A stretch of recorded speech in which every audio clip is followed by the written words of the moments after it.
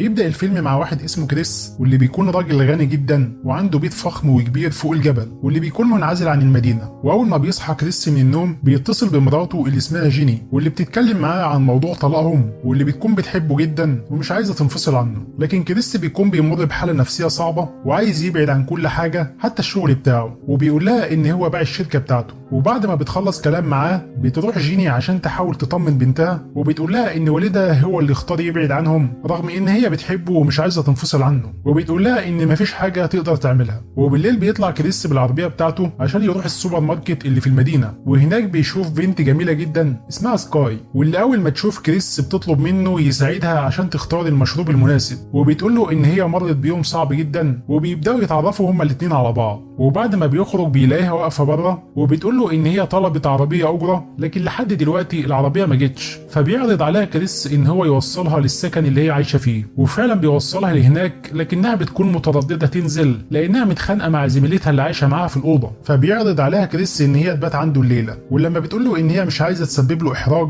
بيقول لها ان هو عايش لوحده في البيت. وفعلا بتركب معاه، وبيبقى كل ده صاحب الفندق شايفهم من ورا الازاز وبيراقبهم، لحد ما فعلا بياخدها كريس معاه البيت، واللي بيكون فخم جدا وهي مذهوله بيه. وبعدها بيقعدوا هما الاتنين يشربوا سوا وبيتكلموا عن حياه كل واحد فيهم. وبتقول له سكاي ان هي كانت شغاله عارضه ازياء لكنها سابت الشغل وشغاله حاليا في مطعم صغير. ولما بتساله عن شغله بيقول لها كريس ان هو شغال مهندس برمجه، وقدر يصمم برنامج حمايه للبيوت قوي جدا، وعمل شركه خاصه بيه وكسب فلوس كتير، لكنه حاليا متقاعد عن العمل بعد ما باع الشركه بتاعته. وبيكون كريس بيحمي البيت بتاعه بنفس البرنامج اللي هو صممه. وبعد ما بيفرجها على البيت كله بتشكره سكاي لانه ساعدها واستضافها في البيت بتاعه بعيد عن صاحبتها المجنونه اللي اسمها ليزا، وبيقضوا الليله كلها مع بعض. وتاني يوم بيصحى كريس لكنه مش بيلاقي سكاي في البيت، واللي بتكون رجعت الفندق، وبتلاقي هناك صديقتها ليزا في انتظارها، واللي بنعرف ان هي مدمنه وبتعتمد على سكاي في كل حاجه، وبتتضايق منها لانها ما جتش الاوضه بتاعتها امبارح وما اخدتش منها الجرعه بتاعتها. وكريس ساعتها بيكون في البيت وبيفكر في مراته وبنته وايه اللي هيعمله بعد كده. ولما الليل بيجي بيقرر ان هو يروح لسكاي في المطعم اللي شغاله فيه، وفعلا بيقابلها هناك وبيقعد يتكلم معاها، وبيقول لها ان هو قرر يجي يشوفها لانها مشيت وهو نايم وما شافهاش. وبعدها بيمشوا هما الاتنين سوا من المطعم، وبتقول له سكاي ان هي وحيده وملهاش اي حد ولا حتى عيله، وبيعرفها سكاي ان هو كمان بقى وحيد، خاصه بعد ما قرر ينفصل عن مراته وبنته وقرر يتقاعد عن العمل. وبعد ما بيوصلوا للعربيه بتاعته بيلاقي هناك واحد بيحاول يسرقها، فبيطلب منه كريس ان هو يبعد عن العربيه ويمشي. وسكاي بتحاول تبعده وبترمي عليه ازازه لكنها مش بتيجي فيه، وساعتها الحرامي بيحاول يضربها بحديده معاه، لكن الضربه بتيجي في رجل كريس وهو بيحاول يحميها، وبسبب الضربه رجل كريس بتتكسر وبيقضي الليله في المستشفى.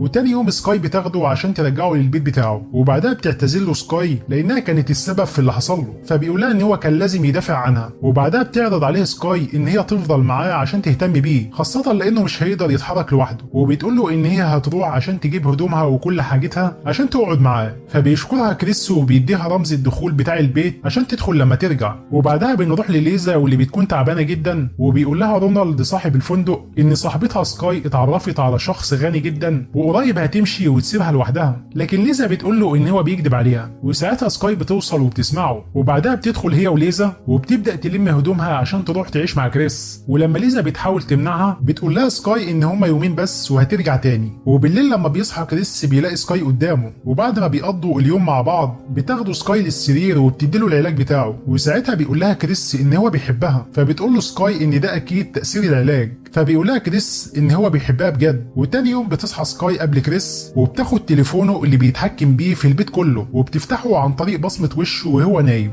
وساعتها رونالد بيخبط على ليزا عشان ياخد منها ايجار الشهر، ولما مش بترد عليه بيضطر ان هو يفتح الباب لوحده. ولما بيدخل الاوضه بيلاقي ليزا ميته في الحمام والبانيو كله دم. ولما بيبلغ الشرطه وبتيجي بيقول لهم رونالد ان اكيد صاحبتها سكاي هي اللي قتلتها لانها هي الوحيده اللي معاها مفاتيح الاوضه. لكن الضابط بيصدمه وبيقول له ان هم ما لقوش اي حد بالاسم ده ولا بالمواصفات اللي بيقول لهم عليها. ورونالد بيكون مصدوم بعد ما بيعرف ان سكاي مزوره اسمها. وبنروح لكريس اللي اول ما بيقوم من النوم بيكلم مراته اللي بتقول له ان بنته نفسها تشوفه، فبيقول لها كريس ان رجله مكسوره ومش هيقدر يجي عشان يشوفهم، فبتقول له مراته ان هي لازم تيجي عشان تهتم بيه، فبيقول لها كريس ان هو جاب ممرضه عشان تهتم بيه، وبتبقى مراته مستغربه جدا وبتقول له ان هي هتيجي اخر الاسبوع هي وبنتها عشان يزوروه، وبعدها بيروح عشان يشوف سكاي واللي كانت بتاخد دش، وساعتها بيستغل الفرصه وبيروح يفتش في الشنطه بتاعتها وبيلاقي فيها صور ليها مع صديقتها ليزا، ولما بتشوفه سكاي بيعمل نفسه كان بيدور على الموبايل بتاعه، وبالليل سكاي بتدخل اوضه بنته وبتفضل تلعب بالعابها وبتفضل تغني، وتاني يوم لما بيصحى كريس من النوم مش بيلاقي الموبايل بتاعه جنبه، وبيفضل يدور عليه في البيت كله لكنه مش بيلاقيه، وساعتها بيلاقي خبر في التلفزيون وبيعرف ان ليزا اتقتلت،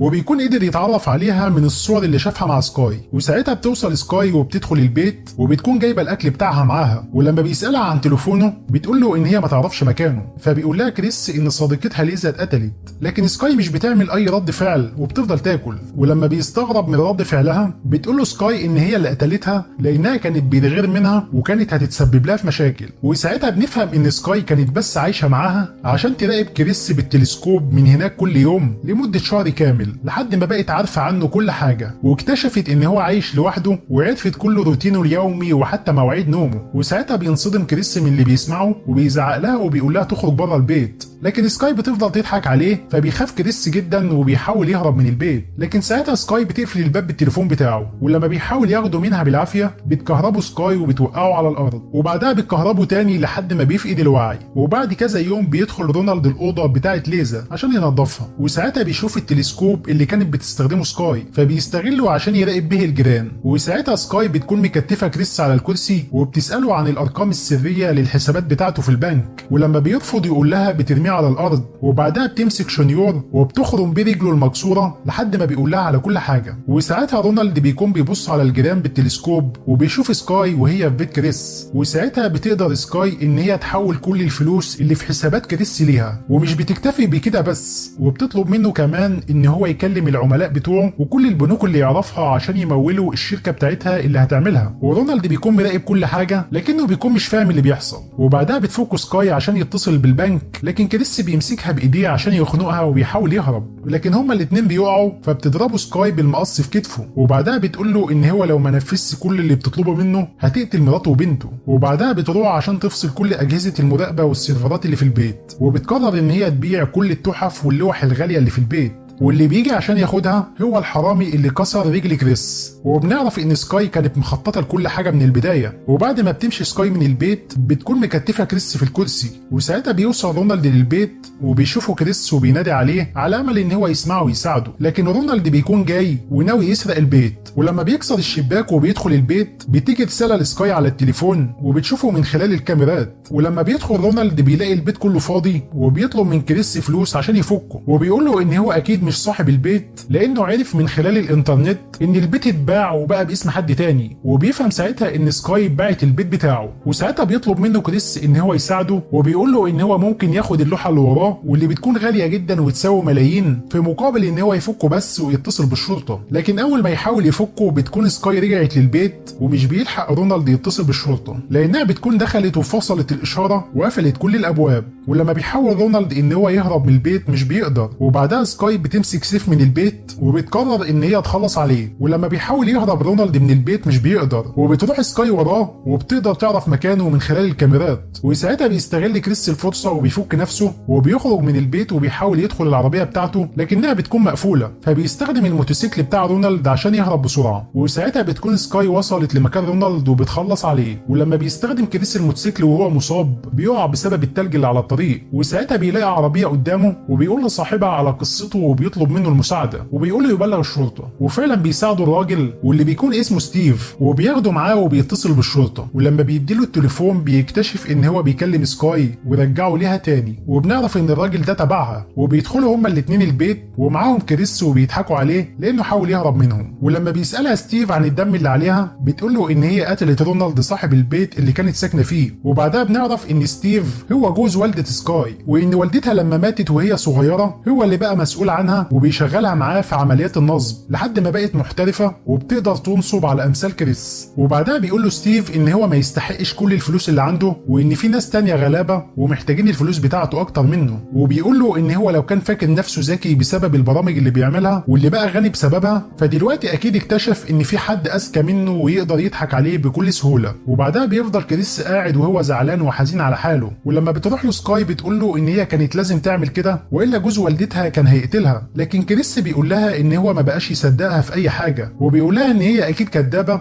لانها كدبت عليه حتى في اسمها. وبيقول لها ان هي ما كانتش مضطره تعمل كده لانه كان بيحبها بجد وكان ممكن يدي لها كل حاجه من غير ما تعمل كل ده. لكن سكاي بتقول له ان هو كمان كداب بدليل الفلوس اللي كان مخبيها في البنك ومحدش يعرف عنها حاجه. وبنعرف ان الخزنه اللي عايم فيها كريس الفلوس في البنك مش بتفتح الا ببصمه ايده، وعشان كده ستيف بيقطع صباع كريس عشان يقدر يسرق الفلوس اللي في البنك. وساعتها بتوصل جيني مرات كريس هي وبنتها، ولما بتدخل البيت بتلاقي الارض كلها دم. وساعتها بتظهر سكاي وبتقول لها ان هي الممرضه بتاعه كريس وان هو نايم حاليا، وبتقول لها ان هي ممكن تجي له وقت تاني. لكن جيني بترفض ان هي تمشي وبتقول لها ان هي هتبلغ الشرطه لو ما شافتش جوزها. وساعتها بيظهر ستيف وبياخدهم وبيرميهم في الاوضه اللي فيها كريس. وبعدها بتدمر سكاي تليفون مرات كريس وبيركب ستيف صباع كريس في ايده وبيعمل نفسه دراعه مكسور. وبعدها بيروحوا البنك عشان ياخدوا الفلوس اللي كريس عاينها. وساعتها بيكون كريس لسه مع مراته وبنته، وبتيجي على باله فكره ان هو يخلي بنته تدخل من فتحه التهويه وتخرج من الاوضه وتفتح لهم الباب. لكن مراته بتكون خايفه على بنتها، فبيقول لها كريس ان هم لو ما خرجوش قبل ما يرجعوا من البنك هيخلصوا عليهم كلهم.